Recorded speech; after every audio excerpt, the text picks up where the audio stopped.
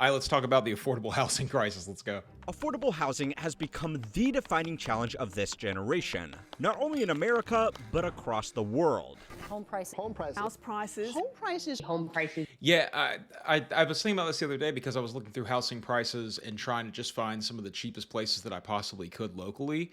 And I mean, you're still talking for anything that you could theoretically live inside of, and it would be a really terrible experience. Holes in the floor, holes in the walls, everything unfinished, barely a kitchen that works, barely running water, probably no water heater, probably no air conditioning.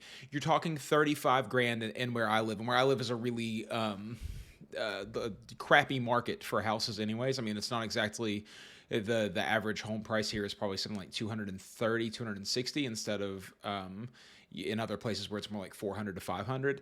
So, I mean, you're talking pretty bad. To get a plot of land in a sketchy neighborhood, you're still talking $15,000 to $20,000, and then you have to put a trailer or something on that plot of land. Building materials are really expensive, so I really don't know what the answer is. And I think about this a lot because it does seem like our generation, the millennials and then the Gen Z people, are primarily going to be renting for the rest of their life because it's all that they can afford to do.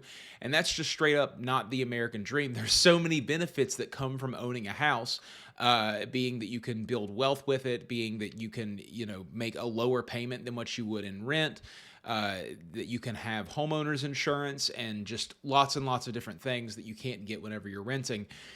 And I just don't know that it's possible anymore.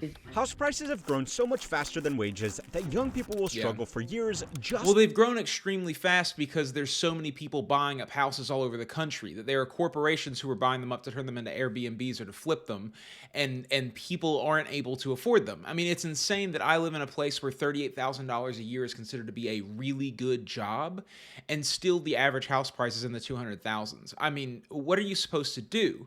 When I was a kid, everybody had a house, it felt like. I mean, people who worked at Lowe's could give their families a home to live in. And it might have not been the best home that you've ever seen, but it was still a home that was finished and had all of the amenities that a home should have. And it's just not that way anymore. Most everyone is living in an apartment or in a rental unit or of some sort, or a trailer or something. To save for a down payment, also they can struggle for decades to make the repayments on their mortgage. At the same time, Yeah, I was looking at how much money you actually end up paying in total if you would have bought that $35,000 house that I was talking about. And after I ran a mortgage calculator on it, it was like $75,000 still. And that's such an insane amount of money. You're talking a $480 payment every single month for 30 years. That gets really close to what my rent is. I mean, my rent is $750 a month. So it becomes this idea of, well, this thing's terrible, and you'd have to put an unbelievable amount of work into it if you wanted it to be literally anything. So why would you even get this crappy house? It's really terrifying. I mean, I don't know what's going to happen as younger people become older and get into the market as well, and when the housing crisis really starts to come to a head. Told that our home is our biggest asset. And the last time the real estate market saw a significant dip, it took the global economy down with it. So can we make houses affordable without destroying the economy? Yeah. I know the cost of housing is so important to you. We want home ownership to be... Well, and there's lots of issues, right? Not enough housing being built, too much demand on the market. There's just lots of things. We introduced a new incentive program to help first-time homebuyers get into the market. Sure. According to data from the U.S. Census Bureau, the home ownership rate in America is 65%. So the majority of people have a direct financial interest in not seeing their biggest financial asset lose its value. Yeah. This is in spite of the fact that according to a study by the Cato Institute, 87% of Americans are worried about the cost of housing, which means there is a big overlap between people who want affordable housing, as long as it's not theirs. This means that the only winning course of action for... Yeah, that's a straight up thing. I think that people who already have a house, especially the older generation, are holding onto them for dear life. You know, people used to sell their homes and move to Florida whenever they got to a certain age. They used to move and vacation and live somewhere else whenever they stopped working. Whenever they didn't need to be around the city center where their job originally was, they would get rid of their house and they would move somewhere else. And that allowed housing around city centers to come up for sale every generational time. And nowadays, people just aren't doing that. They're staying where they've lived for 60, 70 years. My parents are living in a home that my stepdad grew up in. And it's such a generational thing that they've held on to. And they'll probably never get rid of that home until they pass away. And that's 30 plus years out. And when, that's totally fine. But when you think about the knock on effects of everyone in an area doing that, it makes these houses that were originally 110 grand go up in price to 280, 350, $400,000 because there's not a home to be bought in that area. So if they did sell theirs, the market would snatch it up immediately. It would be a feeding frenzy on that home. For politicians is to And they performatively would pay make any the price problem for it. worse. The Biden administration has announced plans to offer tax credits of up to $10,000 to families selling their home to another owner-occupant, in addition to That's another so tax wild. credit of up to $5,000 to offset mortgage rates for first-time homebuyers. These could be used in conjunction with a $25,000 bonus for first-generation homebuyers. But if you are a new buyer and get $40,000 worth of extra tax bonuses and grants, all that will do is make affordable housing $40,000 more expensive. Yeah. Which doesn't really make you any better off overall. It is great for existing property owners, though. This has been tried in other countries like Australia and Canada, and it did not work as a long-term solution. Although it did allow for Richard to Airbnb his basement and use the proceeds to buy a McLaren. In fact, their real estate market Yeah, it does become an interesting thing, right? Whenever you see these tax credits going on, a lot of times people will just price that into the market value. So then once that happens, it's very, very difficult to ever bring that price back down. And eventually those tax credits will go away, but that price will still stay up there. And then when housing gets so expensive, people who own homes have such an extreme asset that, like they said, can Airbnb their basement, and people will live in that, and they can have all this extra income sitting around. It's really astounding. And we're facing a problem in my area currently where almost nobody can afford to rent anywhere. So there's so much HUD going on. And because there's so much HUD going on, I have my landlords are own lots and lots of properties, and I'm on really good terms with them. We talk quite often. And they're always complaining about people coming in and just trashing their apartments. They'll spend 10 grand on their apartments, and then people will come in and just have dogs in there when they're not supposed to, just repaint the walls ugly colors, put holes in the carpet, just do all of these crazy things without them knowing. And then when they come to check on it in 2 months or whatever, they find that all this damage has been done. And a lot of that is just because that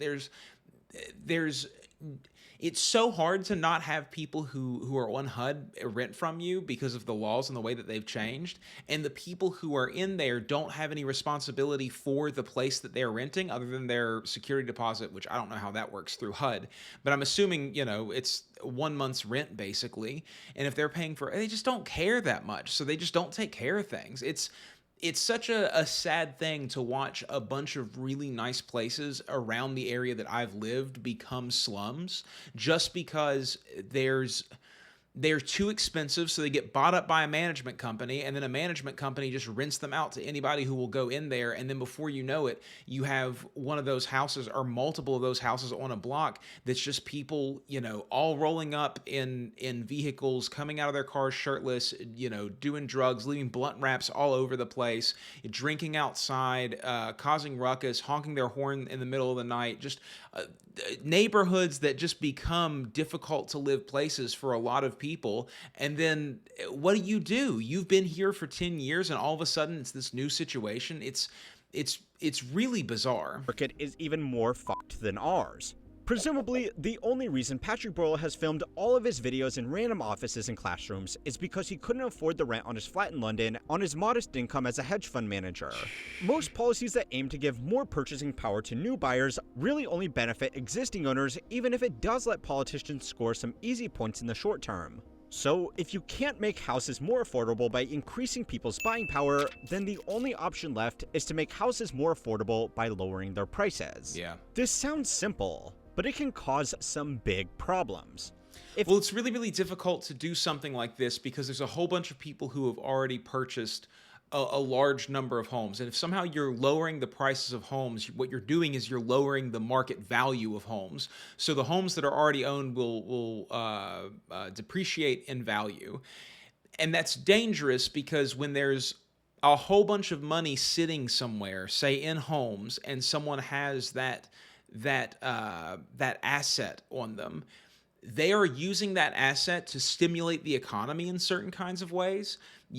Whether they're getting loans and spending that money on construction labor, or they're spending it on cash flow, or they're moving it around, or they're selling these homes and they're using that money to pay for their goods and things. They're stimulating the economy. They're creating wealth and value out of that. And yes, it primarily benefits them, but it does benefit everybody else in a way. And if you just start slashing the net worth of all of these areas by large chunks because you've decreased the value of homes, you can create a situation where now there's no money flowing around, or significantly less money flowing around, and then you have an economic problem in that location. Now it doesn't matter that you've brought down the value of homes, because all of a sudden these small businesses aren't being patroned by all the people who are benefiting from the development companies that were purchasing and employing all of these people, because they had to lay all these people off, and then it doesn't matter because no one's buying homes now anyways. If house prices collapse too quickly, it can leave people underwater on their home loans, where the money they owe to the bank is worth more than the house itself. This can destabilize the financial system and the economy that depends on it, because it makes lending highly risky if debt can't be secured against. And it is one of those things that a lot of people online tend to have this thought of, no one told them to buy multiple houses. And I totally agree with that. But there are normal people who are going to have problems with this too, right? If you get underwater on your house, like he said, then you're going to have problems. If you owe more than what the house is now worth and you can't pay on it, you can't even sell it to recoup that debt. And once again, I know that there's very little empathy and sympathy for these people, but this is just the effect of the market. It's not people being bad people. It's the effects of a long-standing capital market going on, and a housing market that's been sort of unchecked and ballooning for decades now. And there have been setbacks and things, but really, I mean, it's been up for a long time. Real assets, and some people choose to just walk away from their homes. This can have knock-on effects that will impact every aspect of your financial life. I don't know if you've seen the thing, but people are choosing to live in resorts now because the resort cost per month is now rivaling what the cost of living in a regular place is. So for $3,000 a month, you can live in an all-inclusive resort, and you can just work from that resort, and your meals are paid for, and you have a pool and a fitness center and all these things, and people are choosing to do that. It's dystopian at best. Life.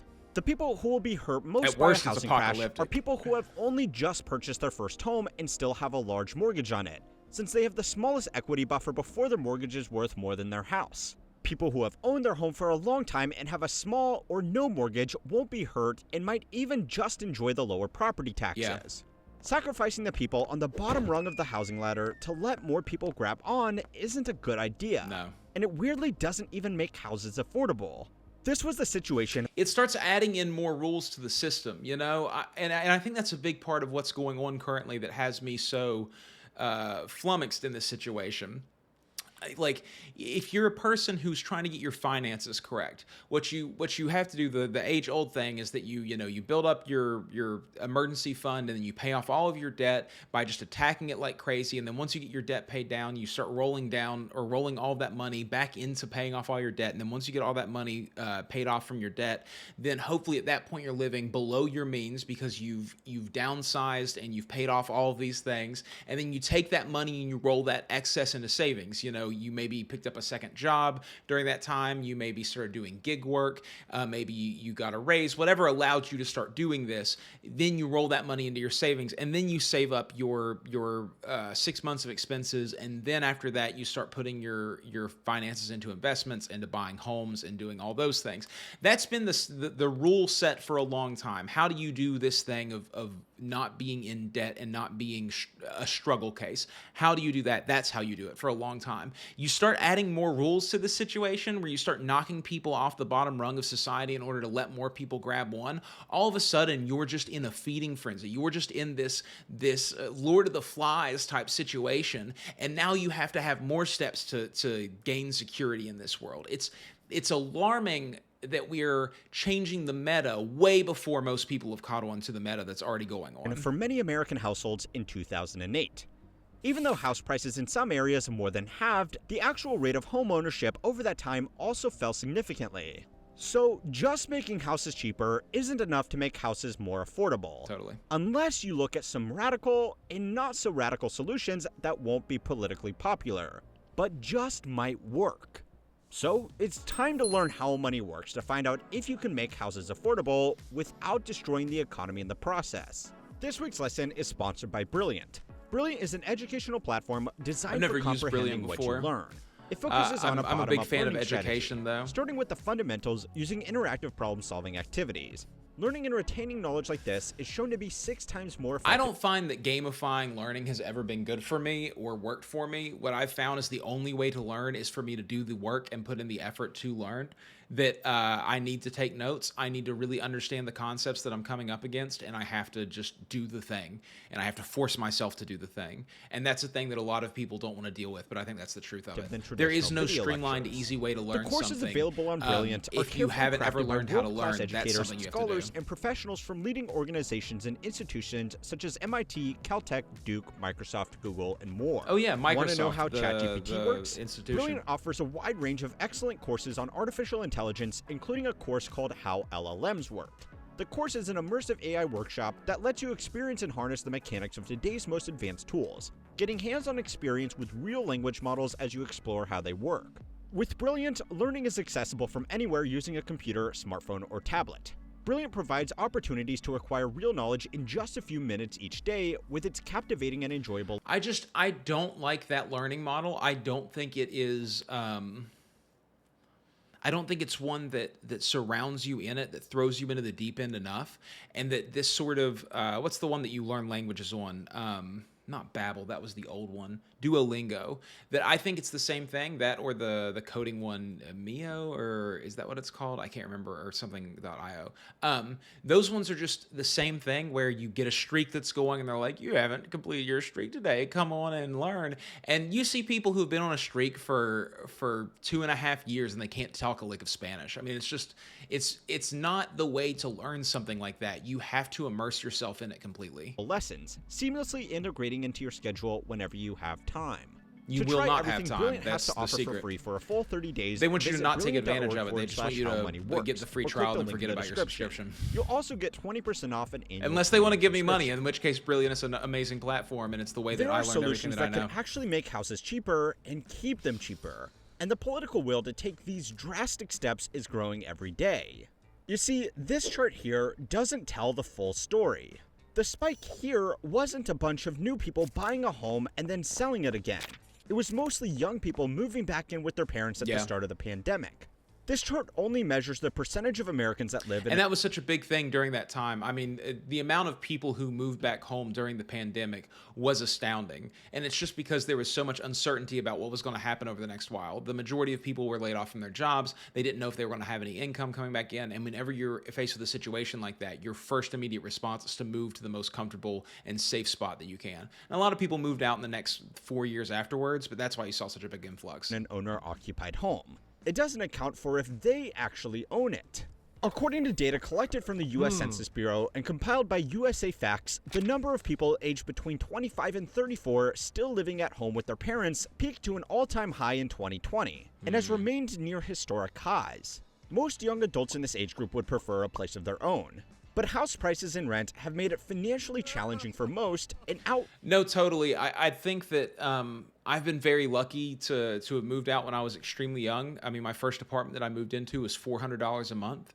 Now you can just multiply that up to $1,600 a month for a similar place to that now, which is pretty insane. The place that I'm living in now is rent controlled, and I've been here for a long time.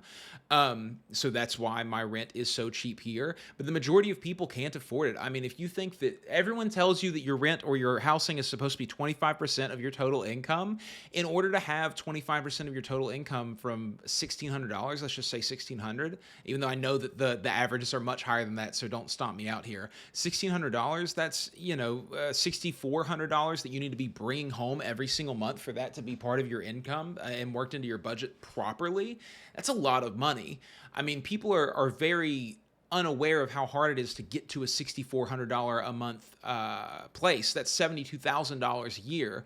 The majority of people are not there, especially in their 20s. outright impossible And there for are many. some. I'm not trying to So say that we there aren't, because I know that there are people who absolutely kill it in their early 20s financially, but most people don't. Most people struggle. Most people haven't learned the rules. Most people don't know how to get themselves out of trouble, and they're still falling on mommy and daddy in order to take care of them, asking for help with bills. That happens all the we time. might soon have enough people to start demanding more drastic steps.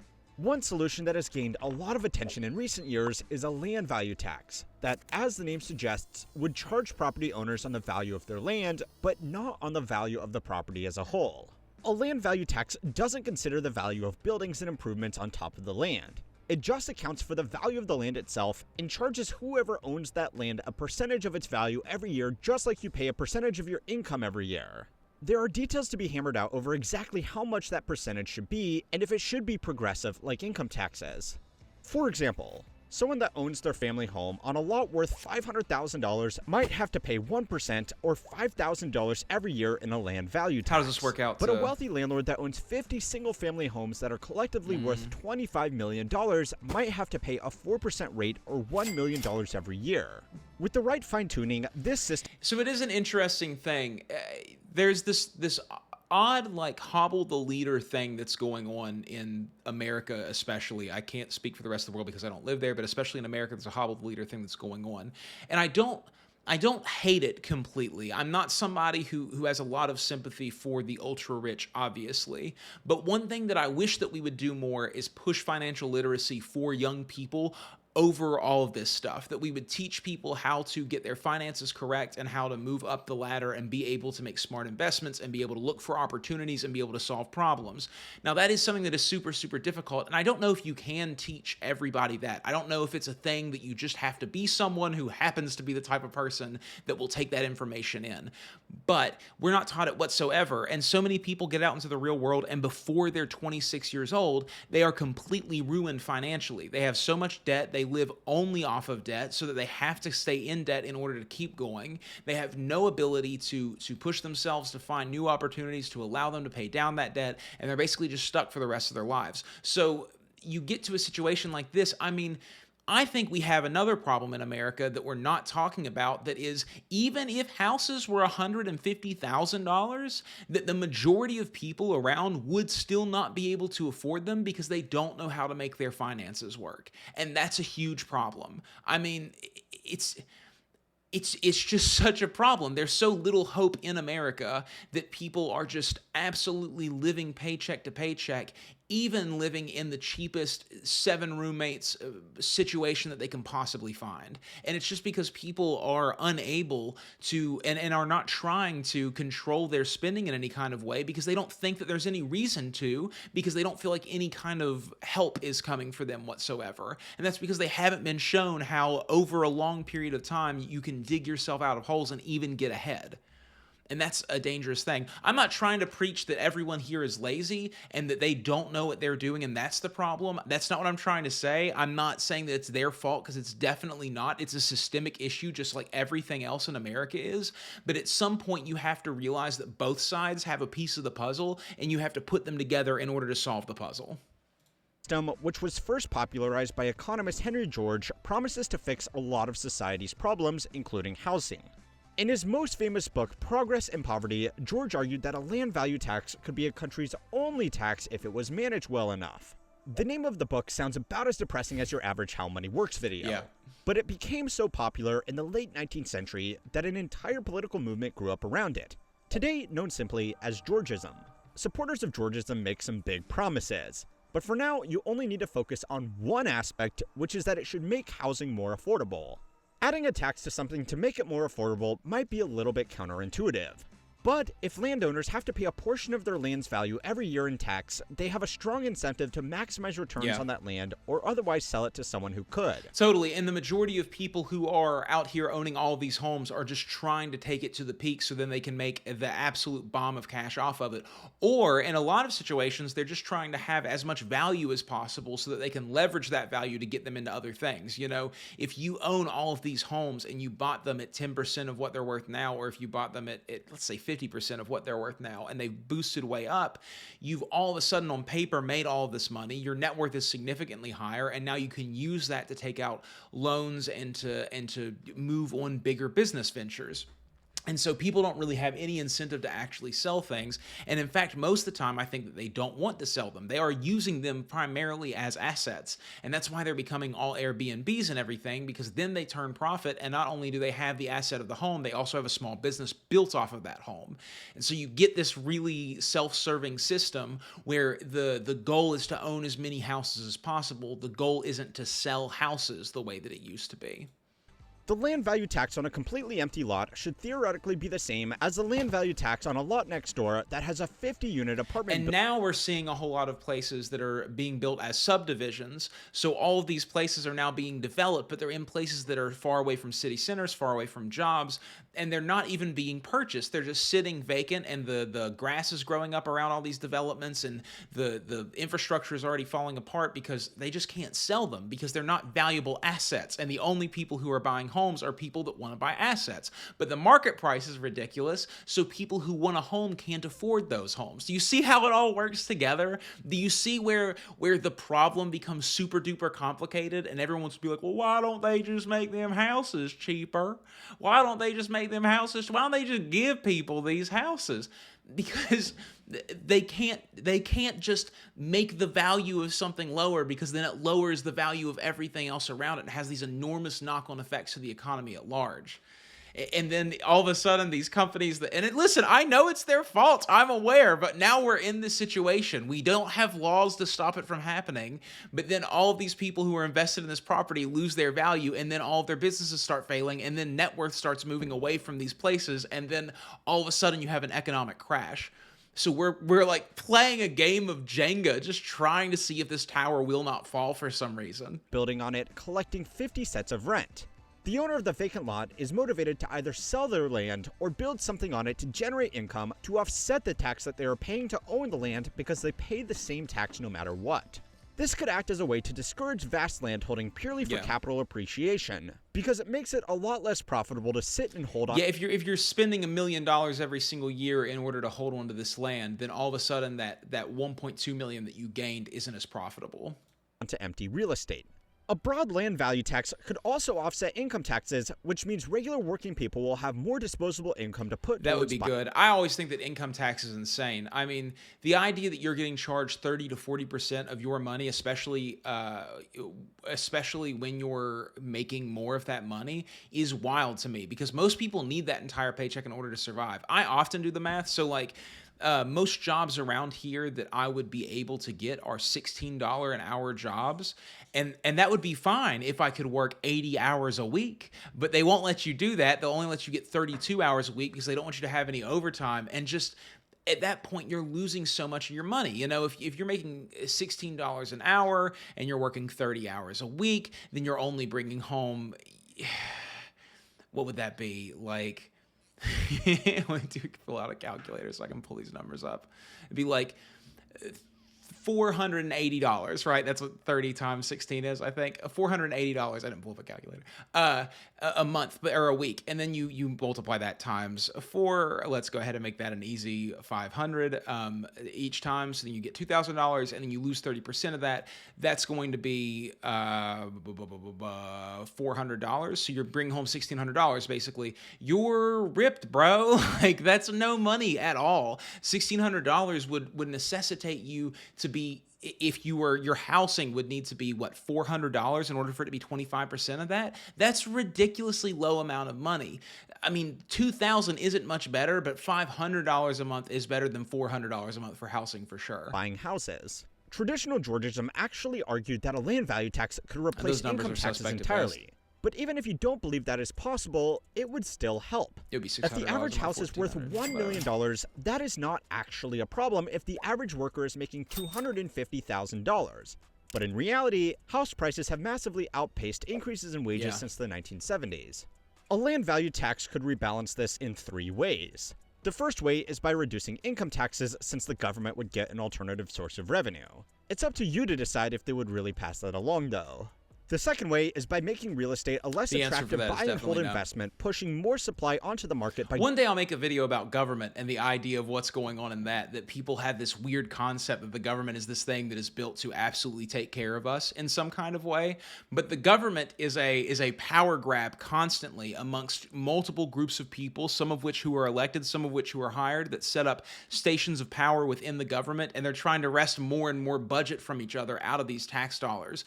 They don't actually want to do anything for communities. They want to gather money. It's a business. It's a profitable business for them who are involved in it, even though they actually never make any money. And the debates that have been going on are just astoundingly horrible, and maybe one day I'll make a video about all getting that. people to actually do something with their land instead of treating it like a buy and hold investment. The third way it could close this widening gap is to encourage people to invest into actual businesses that make stuff and employ people rather than buying and holding land. Yeah, totally. More business investment instead of more real estate speculation should increase worker productivity and by extension wages, closing the gap. Oh, the business, the invest in business clause that everyone likes to throw around. Listen, what business do you know that you can invest in? How do you start a business? Normal people out there who don't run a business for a living, how do you do that? Do you have any idea? Have you ever done it before? They always tell you to start a business, but it's mostly a cash sink if you don't know what you're doing. You're probably going to fail right off the bat. It's a huge problem. I don't know what the answer is. I'm just telling you that nobody has it yet. No, but like all of these things are so obviously not going to work in the long term through my eyes, at least. Between income and house prices. Perhaps the best part of all of this is that it can be done slowly, so that house prices don't collapse overnight, which would just make things worse for regular people. The challenge with this is political. People don't like taxes, and without sitting everyone down and forcing them to read the work of Henry George, you are going to struggle to sell this to voters when big landowners can easily lobby against it by talking about poor hardworking farmers and retirees that are going to be forced out of their home by another tax. The moral justification of a land value tax is that a country belongs to its people. And if you specifically want the problem is that there are a whole bunch of people who are locked into how much value they produce and have been for a very long time, whether they be old people, whether they be young people. They don't have any opportunities to develop new skills, or at least if they do, they would be too difficult for the average person to be crazy enough to take on in order to develop those skills. So what ends up happening is that the value of everything else goes up over a small amount of time, and as that value goes up, the people are priced out of the markets that they were otherwise in, whether that market be the market for food, whether that market be the market for housing, whether that market be the market for entertainment, whether that market be the market for having children, whatever you want those markets to be, those markets go at an extremely high rate up because the amount of value that you can turn on that profit, because there's some people who have been keeping up with the pace of everything getting more expensive with their own earnings through their own ability to find the value in everything that they do and find markets and push themselves through. And those people can afford to keep these companies, the whales of the world can afford to keep these companies in business. And now the normal person who just wants to live a life where they don't constantly try to find ways to make more money in their life can no longer afford to live. That's the problem. Good luck. Exclusive use of a bit of that country as your own private property, you owe a little bit of rent to everybody else in the country for using land that belongs to them. It makes sense, but it's not going to be politically popular. It is also more government interference in the free market, thumbing the scale in favor of one type of investor over another. But that's actually the point.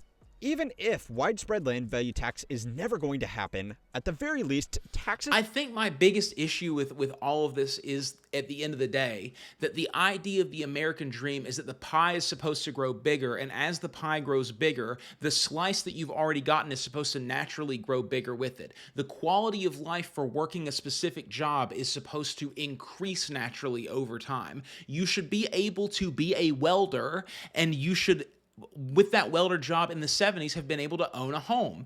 And now, if you can't own a home anymore, if you can only rent, your quality of life has gone down for the exact same level of job. And that just seems unbelievably brutal in the world that we're creating and what we're pitching people. People do not have the time, if they are living a life, to constantly swap around and find new skill sets to do. I am someone who can because I don't have kids. I don't do anything but my own hobbies. I don't hang out with a lot of people. I'm not going and traveling around. I'm not trying new and exciting foods. I'm not, partying or having fun. I'm just obsessed with work constantly all the time. And I don't think people should have to live this way in order to be successful in the world. That they should be able to go to school, find a job, work that job, and they get at least the same quality of life with hopefully some kind of return and increase over time on their quality of life from the job and the field that they picked. And I know that can't really happen because as things evolve, maybe you need less welders, or maybe welders get paid less because the value of their work is lower, blah, blah, blah, all these things. But it's just like, bro, what are we doing here? Why are we trying to mathematically figure out all of this stuff just to realize that there's massive injustice going on in the world? And I know that it's hard to take this thing and say, okay, who is the one that gets punished for this? Is it the parents who aren't getting rid of their wealth and not giving it to their children? Is it the parents who taught their children too well about how to make money in this world and how to figure things out from an early age? Is it the schools that give different levels of education to different people and push these terrible degrees? Is it the young people who just want to do not much with their lives and want to go out and drink regularly? Who gets the punishment? That seems not fair, and I agree that it's not fair. And so what do you do is the answer or the question that I keep coming back with. And everybody just keeps giving this like, well, what if we did this thing that's never going to get done? And it's not an answer, bro. Things are getting worse. We have to really come together and think about these problems. That currently favor real estate over business investment should entirely be scrapped. Real estate-specific government perks like 1031 exchanges, reduced capital gains, opportunity zones, negative gearing, pass-throughs, deferments, deductions, tax credits, home buyers plans, government-backed mortgages, and home office write-offs are all kind of like a negative land tax which shifts government incentives in favor of hoarding as much land as possible. With this many perks, you shouldn't really be surprised that people buy real estate as an investment. The other weakness of a land value tax is that it assumes that people with land holdings wouldn't already be building housing on them to maximize their rental income if they could. But they can't. So, the second solution to making houses more affordable without destroying the economy is simply to build more houses. Zoning, NIMBYism, HOAs, a long list of confusing codes, and a lack of skilled tradesmen has made building a home a major ordeal. This is a thing that I've been thinking about lately that is an absolutely insane idea of mine, right? I've been going into software engineering for the past 2 years, and I continue on finishing that degree out.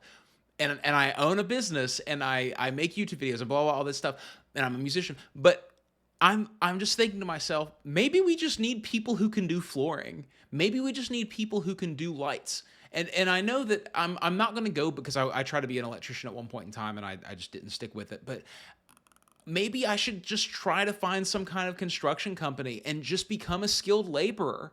Maybe that's the best thing that I can do for the world around me. Maybe I would do well with that and there's just a need for that thing.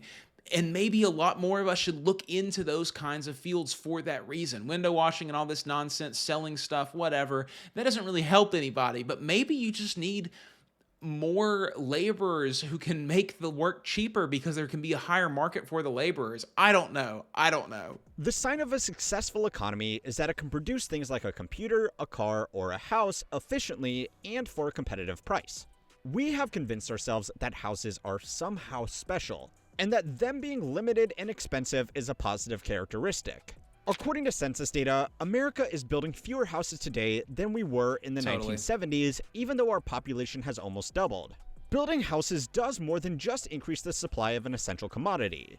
It also gives lots of jobs to lots of people because building homes and the utilities that support them require real hands-on work. Now, just building more houses won't solve all of our problems. American cities have a major problem with urban sprawl. Building a house an hour away from a city center with no public transport or local amenities just replaces one problem with another. But we can fix this by building medium-density housing for people who just want a decent place to live. People are pro new medium-density home construction nationally, but are anti-construction locally. According to a survey conducted by the US Census Bureau, home equity is simply considered as most. It's a difficult thing because construction is something that absolutely interrupts the daily life of most people who are around it. But in general, you need the houses to be built. You cannot sell that which does not exist. And if there are already people habitating in the houses that exist, you need new houses in order to get people to them. And we don't need these super modern, updated mansion places. You need new affordable homes, 2 bedrooms, 1 bath, 3 bedrooms, 2 bath, a rancher style house, single floor for 130 grand, for 70 grand. That's the thing that people need that will help the economy go, and make them all somehow different than other houses so that the value of them can be lower without it taking down the value of other houses in that neighborhood. Make them somehow more value saving, make them obviously that way. Household's most significant asset. So most people don't want housing supplies diluted, especially in their local area with cheaper alternatives. Yeah. I don't think I really need to convince you that building more houses to fix a housing shortage is an important step, but it probably won't be enough by itself.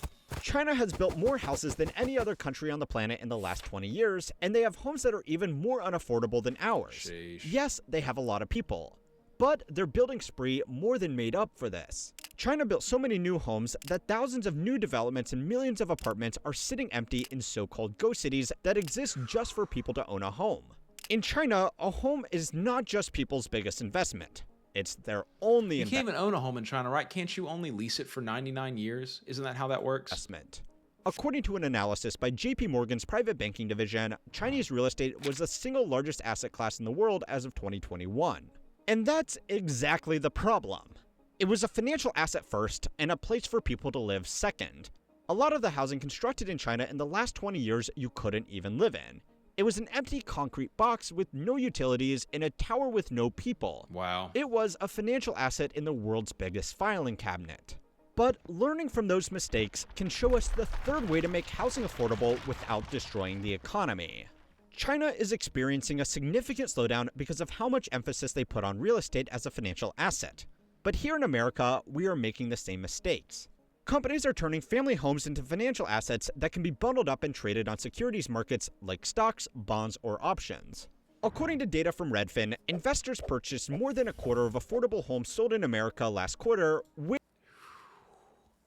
More than a quarter, baby. was an all-time high.